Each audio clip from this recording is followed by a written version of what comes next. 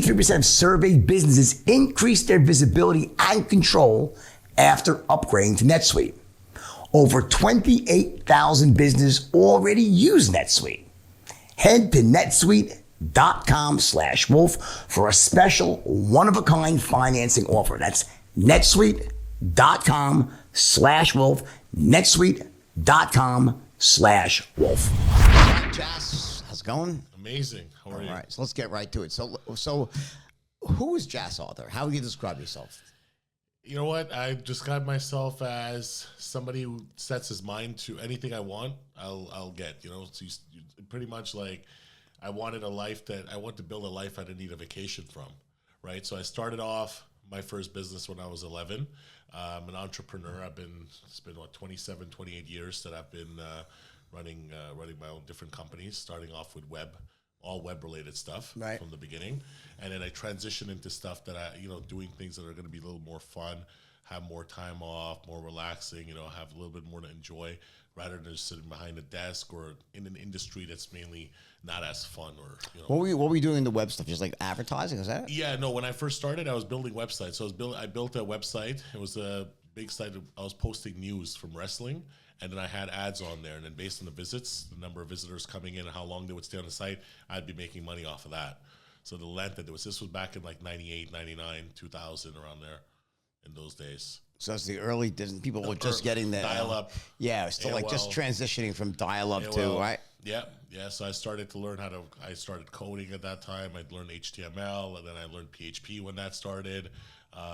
Learned graphic design, all of that. And so then, when did you because that's that's the dawn of the internet, right? But yes. When would you say you became the guy that you are today? Like how you view yourself today? I would say that happened more towards in the last 3-4 years, roughly. So what was the transition? So you describe yourself as a guy, like I get that, like I don't work for a living, right? I don't need a vacation from my own life, right? Yeah. My whole life is a vacation. I love what I do, basically. Right? Exactly. Yeah, I get that, right? Yeah. So when you were doing the internet stuff, right? Yes. That was so you made some money, but it was a grind. Right. It was a grind, but it was pretty good money too. I mean, back then I was in high school. I was in Canada, so I was making about equivalent US to Canadian, about 70,000, 80,000 a month. Okay. In that range. When I was in high school. And then from there, I transitioned into other online ventures. So I was always making money. The problem was I was compromising my health. And in the process of compromising my health, I didn't really have a life. So I had money growing up, everything, different things I would do, but I wouldn't have a social life. I wasn't going out. I wasn't really doing anything that was fun. And I was confined always to sitting behind the computer. See, today you can build a business. You could take it with you on the road. You could work out of anywhere you are, right? If you were doing e-commerce. Right. Back then you'd be, there was nothing. There was no mobile apps. There was nothing.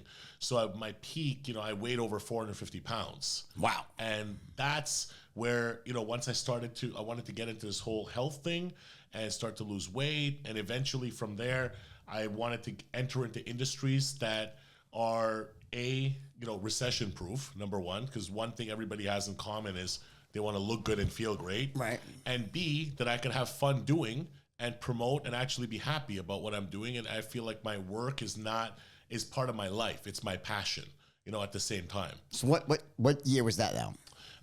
When I first started was in about 2016, 2017. And when I first started in the US in this industry, but in Canada, I started nutrition stores in 2011. So that's when I first entered the nutrition industry. But I didn't think, I was just, I didn't do proper market research. I was just so passionate about the industry that I invested too much into building these stores. And instead of doing my own products, I just built stores. And the stores were, I put too much money in decor, not realizing that it's more, I have to focus more on the kind of products. I didn't really take the time to learn the industry, right, or the type of audience that I was going to engage. And I have my experiences in online. I decided to go brick and mortar, which is the complete opposite. Right. Whereas everybody wanted to go online. So at one point I hated the internet. I wanted to, from 2012 to 2015, I didn't want to do anything online. Why was that? Why was that? Because I felt like I ruined half my life just sitting behind the computer and just gaining so much weight. How heavy were you at your peak? Over 450.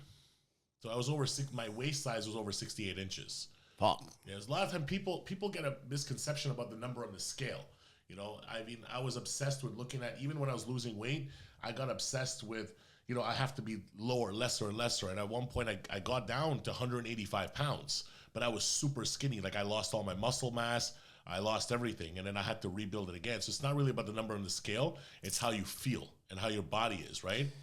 So how'd you? So you were you heavy growing up? No, just after it's when I started doing the computer stuff. That's when I started to just gain weight. Well, you eating like Yeah, it was crazy? just like crazy. I just like sodas, chips, all kinds of junk food all day. Got it. But it took me at least, you know, to get to that peak. It happened over 12, 13 years. It didn't happen overnight. Right. But yeah, I was still like it started off when I was like 10, 11 years old. That's when I started to gain weight. And did it like, you know, just affect your life with girls and everything going out? I mean, did it like, that's pretty heavy, 450, right? It did. Yeah. I mean, when I had no social life. So up until 16, like 15, 16, 17, I did. Then from there for a few years, I had absolutely no social life. And yeah, it affected a lot. It affected everything from every aspect, but I was not insecure. That's the funniest part. So when I was at my peak, super overweight, I had no insecurity whatsoever. I didn't even think I was overweight. Sounds like Beecher. You know Beecher there, Jeff Beecher? Yeah. He was massive too, as well, right? Well, I just couldn't imagine. It's really weird. Like, I've been the same weight my whole life. I couldn't imagine what it must feel like. Like, what does it feel like to be trapped in a body like that? I mean, it's like it's just hard to stand up and move around. I mean, fuck. It is. Like I could barely lift my How do you legs. jerk off? Like, it's like they have to like lift up your stomach to like grab your Yeah, dick. you can't see shit. No, That's seriously. what- How do you? I'm just wondering how you do that. I mean, you can't really do anything. You can't. I mean, it's like it's very. People don't realize it though. They don't realize because it's not. There's so many other factors to it. It's not just like the overweight, the obesity thing, but it's like your other health problems. Like what? Breathing is hard. Breathing, flexibility, just all kinds of stuff. You know, just overall. It's Cardiovascular's got to be crazy, right? well, when I first got on a treadmill, I couldn't do over a minute. That was my peak. Over 1 minute, I was done. 60 seconds, I was out. So and you know, it's more an emotional thing. It's like even when you lose the weight inside, you're still the same person. Yeah. So at times you still feel like, oh, I'm still that person. Still a fat bastard, basically, Yeah, right? still Let me ask you feel a it. question. So like, was this like? It always intrigues me, people that like have this wild. I have my closest friends. I have a few very really close friends that have been like wildly up and wildly down. I just couldn't imagine. Like, I'm wondering, is there like a psychological? Because some people, like, what I usually hear from them is like, it was just, it had nothing to do with my weight. I was a psychological mess inside, and like my weight was a manifestation of what like my life was. It wasn't it wasn't like the weight. It was like I was just fucked up. Is that the case with you? No, for Or me, you're just eating your fucking I was ass. just I just had no care in the world. I was just focused on making money, eating, sitting. And I told myself, you know what, the day I decide to do it, I'm gonna do it. And there was one day I decided to do it. Triggered in my head. I said, today's the day I'm gonna do it, and I started. And in those first 3 months, I lost 88 pounds. I just kept going. So how did you need surgery? Did you get like a gastric bypass? No, I didn't do anything. Nothing. Nope. Just old fashioned. Was it Old-fashioned diet and exercise? Diet and exercise. It's mainly diet. And yeah, I mean, to me, listen, you know, I think exercise is important, but complementary. Like that makes everything else work, right? You can't just keep eating your ass off and like diet and think you're gonna lose weight, right? So what type of diet were you on? When I was at my peak for a good 3 months, boiled chicken, steamed broccoli, carb cycling, having carbs maybe 2 days a week, out of 7. I mean, I wouldn't even eat tomatoes because the natural sugars and stuff. So I was really on a. Was it more like, was it like a low carb or low sugars? 1,000 calories a day. 1,000 calories a day. Some days with no carbs and absolutely no sugars. So keto-ish kind of. No, keto, you still have a lot of high fats. Right, it's no fats. No fats. Ah, okay, just high protein. High protein. Atkins like stuff, kind of. Yeah, high proteins, very low carbs, and little to no sugars. Like the sugar would be, I'd have oatmeal in the morning and half a teaspoon of brown sugar. So how'd you feel energy wise in that sort of diet? The first 2 weeks was awful. I was beat. I was dead the first 2 weeks. But then after my body got used to it, then I was feeling fine. Yeah. Now I eat clean, and I'll eat clean, and I eat clean. I feel great. If I start eating like a pizza or something, or a plate of pasta during the middle of the day, I'll fall asleep. Right. So is this like a mission? Is this part? You said you're in nutrition now, right? I'm So in what that exactly do you do right now? So it's interesting. So I'm kind of like, I kind of tied what I'm very good at, which is web stuff, anywhere from web design, branding, brand development, internet marketing, all of that stuff. Combined it with the products that are in the look good, feel great industries. Like for instance? So dietary supplements, beauty and skincare, and then CBD infused products. Okay. So pretty much what we're doing is, my first case study is with my own brands that I own, each majority own in most cases. And I take those brands and I have in some cases, some celebrities or some influencers and stuff involved, whether they be ambassadors or partners and such. And then from there, we deploy all kinds of marketing initiatives online and then promote. We manufacture the products, promote, and sell all direct to consumer.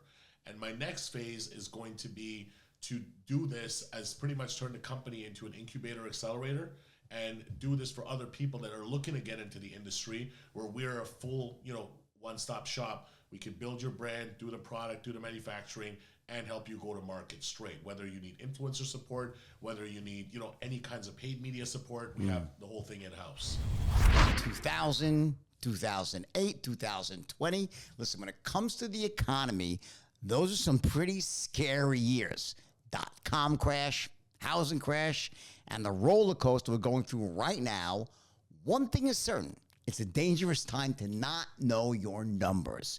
But over 31,000 businesses have the confidence and the clarity they need because they rely on NetSuite by Oracle, the #1 cloud financial system. NetSuite gives you visibility and control over your financials, inventory, HR, planning, and budgeting so you can manage risk, get reliable forecasts, and improve margins. Everything you need all in one place. So, how do you prepare for uncertain times? The answer, NetSuite. NetSuite helps you identify rising costs, automate your business processes, and easily see where to save money. That's why 93% of customers say they improved their visibility and their control when they upgraded to NetSuite. What are you waiting for? Right now, NetSuite is offering a one-of-a-kind flexible finance program. Head to netsuite.com/wolf right now. That's netsuite.com/wolf. That's netsuite.com/wolf. So, what about, like, if you, how old are you, by the way? 37. 37. Have you had, I understand you had, extreme weight, right? But have you had any real dark times business-wise? Oh yeah. I've gone up and down 2 times where I've made a lot of money and lost, like million plus down to zero. So when I was 16, I had a big amount of money that got held with a credit card processor in Montreal at that time. I was in a different type of business, which I can openly talk about now since I have an injunction from it. That was in the satellite days, the piracy, DirecTV, Dish Network, all that stuff. So I was very big in that game when I lived in Canada. What were you doing? I was doing the codes and the hardware. So I used to sell a lot of that stuff. Like because in Canada, it was not illegal. It was gray market pretty much. So you could sell into the States from there. So we had all kinds of products that I was doing. And then I was also doing the codes in a lot of the cases. Got it. So I got out of that business and made a lot of money with that business, but I got out of that business completely. And they froze the money? No, I got a permanent, I basically decided when I came here, just fast forwarding a little bit, when I came out here, and this is something I've never really talked about, but people that know me from Canada know this, right? When I came out here, I figured, I'm like, shit, if I'm going to be involved with all these celebrities and things like that, I don't want this stuff to any way come and become a problem in any form or manner. So I basically decided to get out of this stuff, made a deal with Dish Network that I'll never get back in this business again in any form or manner. And pretty much I got a complete waiver on the whole thing. So I made a lot of money with that business. And then from there, I transitioned into so many different things, but that was like one of my starting points. of like getting into transitioning from just doing like web related stuff like the digital advertising with the rest of the websites into getting into hardware where we're actually selling a product and shipping it to somebody. And I had a big amount of money that got held with a credit card processor back then when I was 16. And then another time when I got into What happened? Why they hold your money? they got DirecTV happened to get an injunction in Canada where anybody that was selling these products, because everybody selling them was in Canada, because in the US it was criminal. So you couldn't do it from the US. So it was people sitting in Toronto and Montreal that were doing this. So they were able to freeze everyone's money.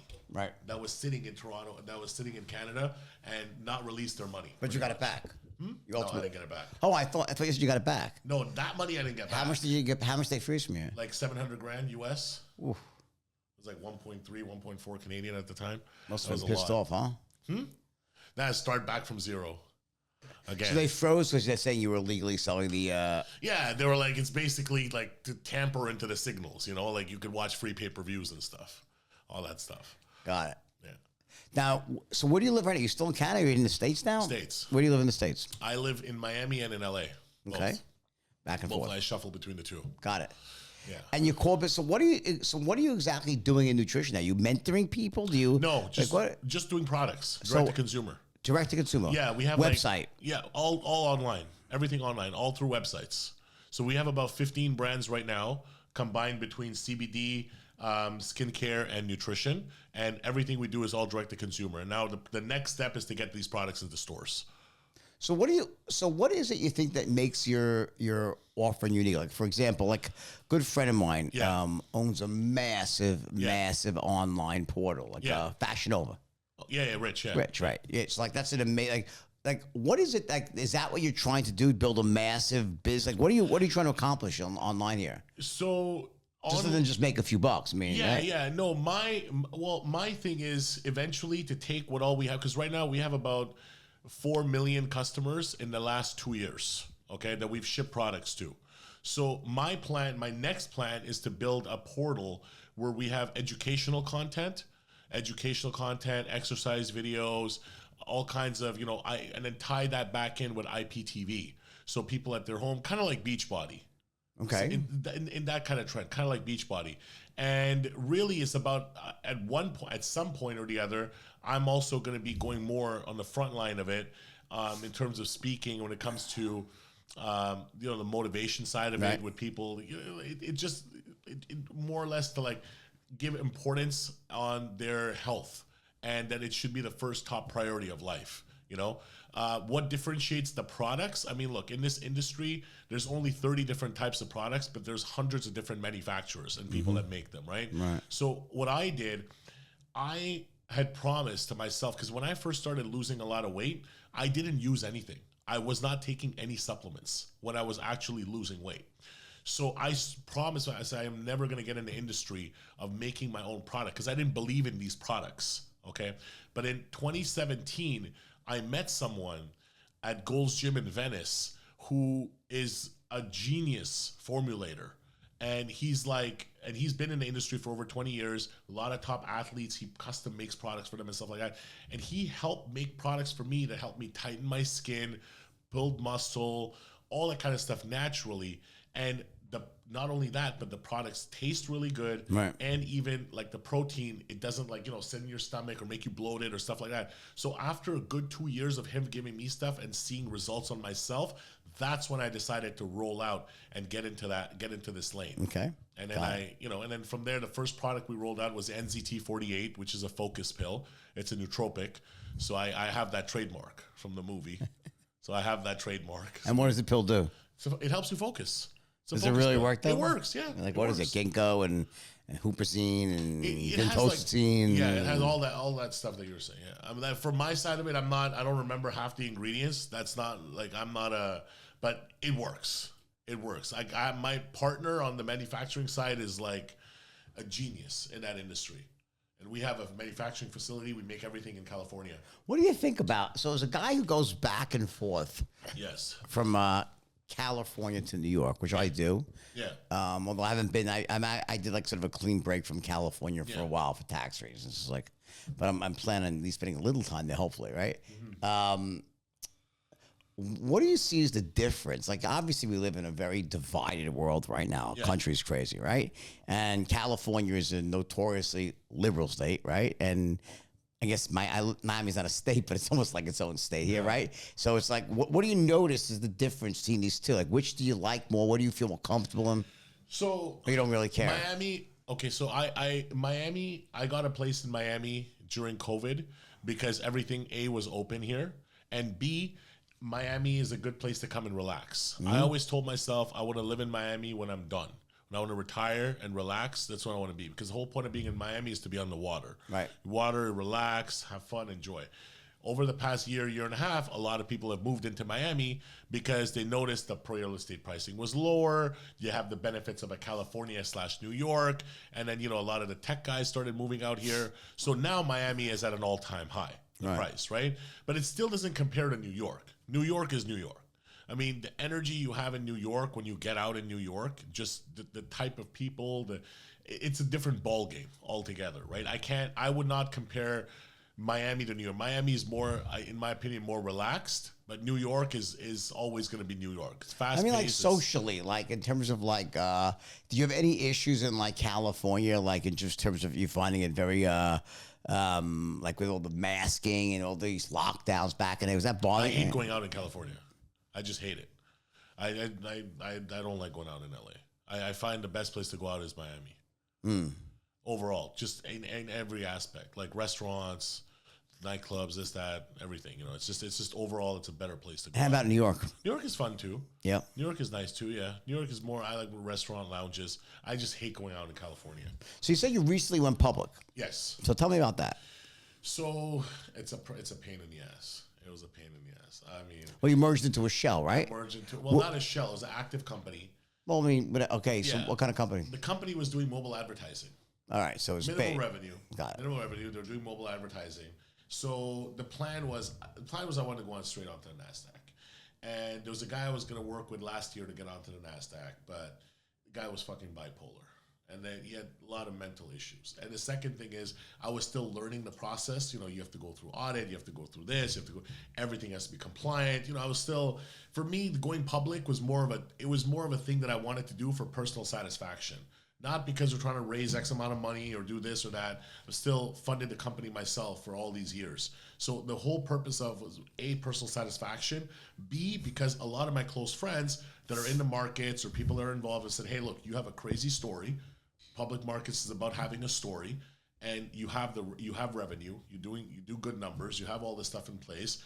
You could have a good EBITDA quarter over quarter. You should go public. It's going to be very, very good, especially considering all the relationships and everybody you have. How big is the company? Look, this year we're going to do over 100 million. Okay. Next year we're going to do over 130 million. Third year after we'll do over 250 million. So it's just the beauty about what I do online. I can control the throttle pretty much in terms of revenue. Like if we want to do a higher number of revenue, we just have to spend more money in ads. Very simple, right? We can hit 500 million in revenue if we spend, if we increase our ad spend. So what's the mark? How much? What do you break even in the beginning, or you make it up over the life of the customer? What's that? How does it work for you? The way it works is when you start going over a certain number, you have diminishing returns, right? Right. You run into a jam. You run into a problem. Like you run into. What's the number you can get to before that happens? $1 million a day. $1 million per day of ad spend. Yeah, no, $1 million a day in revenue. Of revenue. Yeah, between $750 and $1 million a day in revenue. Okay. In that range. So, like right now our net is like about 12% in that range after everything. So it's still pretty good. Okay. Still pretty good. So what's the basic for those people that are looking to learn from this? So what's the basic formula? Is that, you put an ad out there, right? And then you look to either break even or make a bit of money in the beginning and then remarket, or are you making money? Are you making money? The customer, right? So how are you doing? Like how much are you losing in the beginning to get a customer? Or do you break even on the first acquisition? No, we lose roughly about $30 roughly. Okay. On average. And then that $30 will make it back 60 to 70% of the cases on a person when they repurchase again. Okay. Right? But then they have to like the product to repurchase again. So that's where we're confident about what we're selling. Right. In that state. Yeah. So how long was the average life expectancy of a customer? Oh, year, 2 years. Okay. It'll keep going, especially because that's the whole point. So we use one product to market them to another, to another, to another. So for instance, someone buying skincare, a woman buying skincare will say, hey, listen, we have a nutrition line that's just for women as well. We'll promote, your inner beauty, your outer beauty, right? Same thing. Then you want a CBD product, we got a CBD product for you here. Then we're going to launch apparel soon. You want apparel, we got apparel for you here. So all these things, eventually it all ties in. So you always have something. What do you think? I mean, how competitive is that? Well, it seems like a really competitive Very market, competitive. right? Very competitive. You're just really good at it? Is that the... Yeah. Build from all the way from doing the advertorials to building the funnels to doing all the display ads, the media ads, A to Z. What's the secret to it? If you had to say like there's something, if you were to give someone the cheat sheet to it, how do you do that? There isn't a cheat sheet. Just got to know, you got to be a genius at like placing ads. You have to be able to burn money in the beginning to figure it out. That's the problem. They keep changing the algorithm so many times. Has it as a whole Apple privacy issue, with the attribution? It's an issue. Yeah. Like Instagram ads don't really work that much anymore. Like influencers, like when you pay influencers to post, it's good to have. It's kind of like a billboard. Mm-hmm. It's good to have in your portfolio that, hey, I had this person post or whatever be the case. But really, it doesn't really convert as much as it used to back when in 2012, 2013, 2014. The algorithms have changed. Like today, like platforms like Taboola, TikTok, all those, they perform way better. So is that where you're getting more from TikTok and stuff like that? Mm-hmm. Facebook ads also, but different demographics. So sometimes we'll do a product and we'll package in a certain way that it targets, let's say we're targeting 40 to 60 or 45 to 60. We'll package the product in a way where it targets 45 to 60, right? What's the big change that's happening? Like, you're right. I mean, I agree with you in terms of like that influencers are losing their appeal somewhat. So what do you think it is? Is it the algorithm? It's the algorithm. Is it people also getting smarter about it or no? Of course. People are getting smarter about it. They know that everything is paid. They know it's an endorsement. So they're looking for more UGC, user-generated content. So macro influencers, micro influencers perform way better. You'll get more conversion out of sending 500 boxes to individuals with 5,000 followers or less, as opposed to one person that has, let's say, 5 million followers. Sure.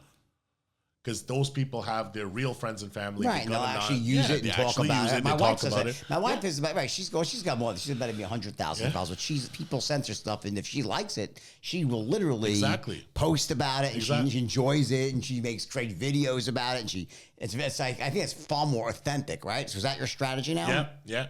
They always said before, you can't have everything, right? You can't have the best price with the best product and the best packaging. But that's really what it is now. You have to have the best price, you have to have the best product, and you have to have the ultimate packaging. So micro influencers, right? Yeah. And what about what else? Any other sort of like, ways that you're going out there that are unique, that you're sort of branding yourself and driving business? Yeah, I mean, YouTube's like doing, whether it's, let's say, sponsorships, events with podcasts, and things related to YouTube stuff, as seen on TV, television ads during a certain time, all that kind of stuff. It's just a variety of it. There's so much of it today. You have to do a little bit of everything. Got it. And just see what works. And okay, if TV works for this brand or this product, like boom, you push this product on TV. If YouTube's working for this, you push this on YouTube. It just depends on what it is. What do you think about the industry out there of people selling courses in internet marketing and e-commerce? Do you think there's obviously I'm sure some are legit, but do you think a lot of these are just completely worthless pieces of shit, basically? Like, you're not in that business, right? But what do you think about it? Because you're the real version of like the bullshit that get an e-commerce store, right? You're actually doing, right? Listen, if I had to say one thing about it, I think these guys are all clowns. Yeah, so what are they like? What's I met a bunch of these guys. I never quite got it. Like, I'm saying, like, open your own online store. So here's my opinion on this, right? This is my personal opinion. I'm not going to generalize and say every single one, but I am going to say 98% of them. 98.95%. They're going to learn from another course to then sell you a course. Yeah. B, they have investors or some sort of investment behind them, and they're the front face for a product. they are the product, and they're having people invest into them to buy a course, which is then put together by a team that's taken bits and pieces from someone else. Yeah. C, all they're doing is they're basically planting a seed in your head that you can do it and guiding you in a certain direction. But ultimately, if you could do it, you don't need to learn any course to really do it. I mean, you have to understand what. Well, it's all free. All the information's all online, bullshit. right? Yeah. Look, But like, what is it? Why does that industry do so well? Like, for example, I have a people course, need right? hope. I have a course, right? But I Yes. never sold a business development course. I was Yes. like a skills course. Hey, Right. learn to sell, and I teach people to sell. Correct. I never said, I'm going to show you how to teach other people to sell. Right. Like that's the variation where it gets fucked up, right? Right, right. It's like you biz op, and I never did that. So why is it though that people just want fucking hope? Is that what it is? They'd rather want hope. They rather believe the bullshit. They don't believe in themselves enough that they need to hear it, and they want to pay someone to hear it. And the funny part is, most of them are already in fucking debt. So now they're putting themselves in a deeper debt to now learn to do something which is not even promised or guaranteed. In reality, so someone that actually is in the online commerce game in a very big way, is it a matter of so obviously there's this strategy involved, right? Which Yes. but you said that you need money behind you, right? Yes. Can someone who's just getting into the game without a lot of money, what do they do? How do they do it? They got to do it at a smaller scale. So what they got to do is first of all, you got to find a niche. If you are working on a limited budget and you want to try to compete in the supplements market, for example, forget it. It's a waste of time. So what you have to do is do a market study and say, okay, this industry is booming, which is, let's say, health or fitness, right? Now go find something in health and fitness that's not a supplement, that's maybe a gadget or something from China that has a big markup, a big margin, a big markup where you can sell it for a good amount. Bring it in from China, bring it in from somewhere, and then at least let's say your product cost is $7, you could sell it, let's say retail for $100, hypothetically, right? If you lose a little bit of money in between, you still have enough room to earn. But if you're going to try to compete on, let's say CLA or L-carnitine, I mean, you're not going to go far because there's really no money. There's very little money to be made. So they have to first identify a niche and what they want to do. Most people today are just, hey, this guy's doing this, I want to do this too. It doesn't work that way. Give me an example of someone, not yourself, a success story and not rich in the online world that you say that really came out of nowhere recently and did a very good job. The only other ones that I know of, I'm not too personal with them, but I know that they've done really well, is the Full Send guys. So I met Steve through another friend of mine on the plane. He flew back with me from Vegas after a UFC, and I mean they built it pretty fast. I know their manager. Like I met him a few times, but I'm not like very very close with them. But like I would say those guys, I think they've done it like very quick. What are they? I mean, I know the guys. What are they doing now? They're selling. They have an online store. Well, now they came out with supplements. I don't know how well those are doing. I don't know, but they came out with supplements. They're good kids, though. I like them. Right? Yeah, but they have the drink that's doing very well. The Happy Dad. How is that doing? Yeah. I think that's doing very well, distribution wise. It's doing very well. We have a lot of mutual friends. But I'm talking about like a small. So like I mean, I think that the issue I see with this is that there's like all these people out there in their early 20s, late teens, right? And they want to get rich. They want to get rich quick. And that's the problem. And they fall victim to these to all of these offers to learn how to do, whether it's the latest thing on e-commerce, eBay, whatever the flavor of the day is, right? Is there any way? Is there a sort of some path that makes sense for these people that want to be internet entrepreneurs anymore? Is it kind of sort of like the cachet is off of it? It's just too late. I don't think it's too late for anything. I think there's always something new that comes up. Like, look, NFTs was this new trend that came up. Then everybody jumped on the bandwagon. But the first 6 months or a year that the people were in it, they made some money in it. Same thing like everything else. There's always something new that's going to come up. You just have to sit there and look for it, right? Guys like me and Rich, we've been doing it for a long time. Right. It's not overnight. Like Rich, he's been doing it for long. He didn't post anything. Then suddenly he started, he came out like a few years ago and people think it happened overnight. It didn't. Yeah. Same thing like me. I was never an Instagram guy. I hated this shit. But I did it because I felt for my story and everything, it adds more value for me to be in the front of it, combined with the relationships I have, rather than just put like a celebrity in the front, you know? So, but again, it didn't happen overnight. It's been years and years and years of work. So, anybody else I know at a small level, no, I don't. So what's your goal? So what's your goal after this? You're gonna go get listed on NASDAQ? So the plan now is uplist onto NASDAQ. We just got our ticker changed. What's the ticker? Vibe, VYBE. Okay. Visualize yourself better every day. Okay. So that's the ticker. So VYBE is the ticker. We just got that changed. Do a reverse split. Get that stuff done out of the way. A few things. A few little cleanup. What's the big lessons that you learned from going public? Don't trust anybody. Meaning the people that you got the shell from? They're all fuckers. They're all fuckers. I swear, everybody's out to fuck you. It's the craziest shit. People are they'll tell you one thing. This whole thing is a game. I mean, you know, the stock is its own product at the end of the day, right? You know that game better than anybody else. Way much more than I do, but I won't talk about that. But, you know, the thing is that you gotta have your eyes open at all times at any given moment. You can't trust anybody because they're just gonna drain the shit out of you and your company. You know, you got to read every single little piece of paper, and it's a headache. It's a big headache. It costs a lot of money. It's a big headache.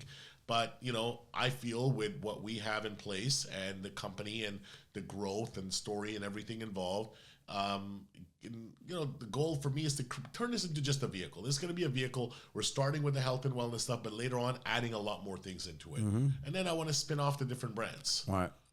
So is there anything, for example, like when you there's two sides to going public, right? Yes. I think what fucks people up when they go public is that, and you touched on this, is that like there's the stock is like a business into itself, right? Yes. They don't know that. Right. So what happens though is people will, like, I've seen this so many times where, like, you know, someone will come to me and they want to go public and they have a nice business and they've not been profitable for like 8 years straight, and for some inexplicable reason, in this 6 months when they're going public, the fucking business goes down the tubes because they take their eye off their core business. They focus on the business of going public. And they screw up. Right. And they're very different things, right?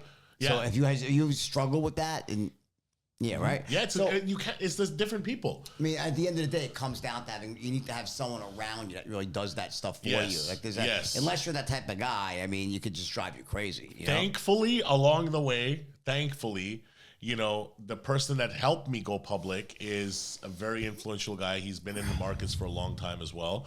So I combined between him and a couple other people I got along with me, you know, I got the right team in place. Thankfully, along the way, we were able to unwind a few things where the deal was like done to screw me over in a certain way. So I was able to unwind a few things and get everything on track.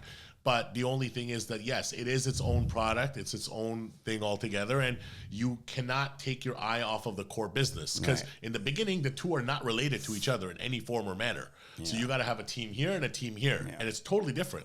So do you have like sort of your account now, your auditor, your lawyer in place that you trust? Yeah. General counsel for this side, the attorneys, the legal attorneys for the public market on the other side. It's a whole different beast. And are you going to raise money once you go public? Yeah, soon. We're going to do a placement soon. Very small though in the beginning, just to have it in just before the NASDAQ thing, and then eventually, after about a year, that's when I want to bring some big money in, and then from there I want to just do acquisitions. My goal is to do acquisitions, go out and buy other brands, buy other companies that are in a similar space, and then get their talent with it. All right. Well, listen, everybody, Jas, thank you, man. Thanks, buddy, for coming on the show. Appreciate it. Good luck. You sound like you got a great business going on. I wish you nothing but the best. Where could someone find, what's the best way to find out more about you and what you're doing? Instagram. My handle is Limitless. That's pretty much the only social media that I post. You know? Is that your pill, the Limitless pill? I see that. Is that what you advertise? Yeah. Interesting. Yeah, the Limitless pill and NZT48. All right. Doesn't fuck you up like the movie, though. Right? No, it doesn't fuck you up like the movie. All right. Everyone, JB, the Wolf here in the Wolf's Den. Take care. Share this with your friends, and I'll see you next week. Take care.